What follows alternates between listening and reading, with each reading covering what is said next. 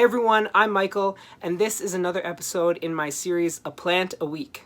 In this series, I talk about various houseplants. I highlight one for the whole video, talking about how to properly care for it, how to water it, how to propagate it, everything that you need to know to keep your plant healthy and happy.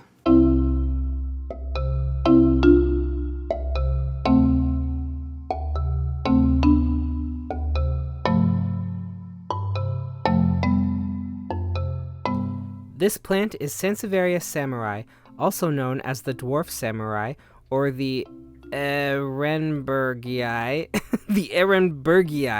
after German naturalist Christian Ehrenberg. It's commonly found at nurseries in kind of its small juvenile form, and it's extremely slow growing. It also feels more succulent in nature and appearance than many other Sansevierias. This plant has thick, pointed, dark green leaves that grow in a zigzag pattern with pale edges. While they start out rather small, they have been known to grow up to 5 feet long when given enough space and time to do so.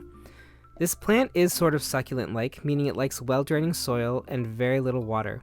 The soil I keep mine in is a very porous mix with plenty of perlite, and it uses a base of cactus and succulent mix. In terms of watering, I'd say water this like you would your other succulents, giving it a good drink, but not very often.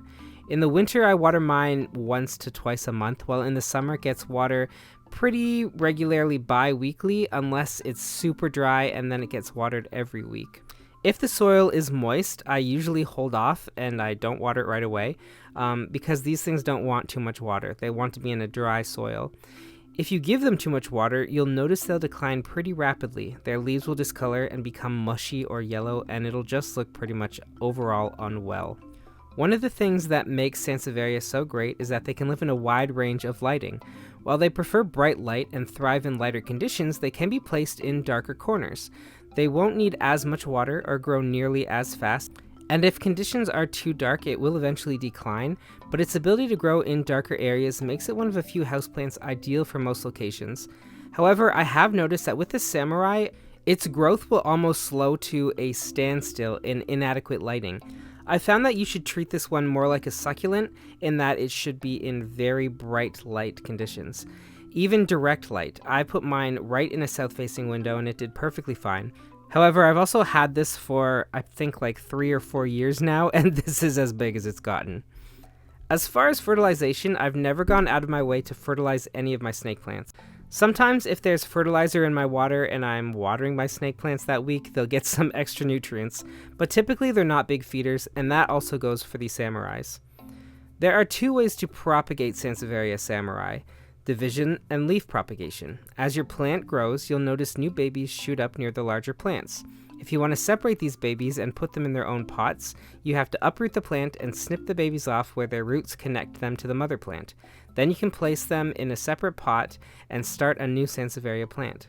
You can also cut off leaves and place them in water to root that way, or you could just take those leaves and put them right back into soil and let them root into the soil. I've never tried this method before, and I actually have never tried to propagate this Sansevieria samurai. It's just a very small plant, and it hasn't grown that much in my care. When I say that they are slow growers, I mean they are slow growers. But the best way I think to propagate these would be to take those cut leaves and put them right into soil. Let the wound callus over a bit first, and then put it back into soil. Don't water it for a few weeks, let the leaves form roots, and then it should form a new plant. This is kind of the same way that you propagate most succulents, and because this one has a more succulent nature than some other snake plants, I think that would be the best route to go.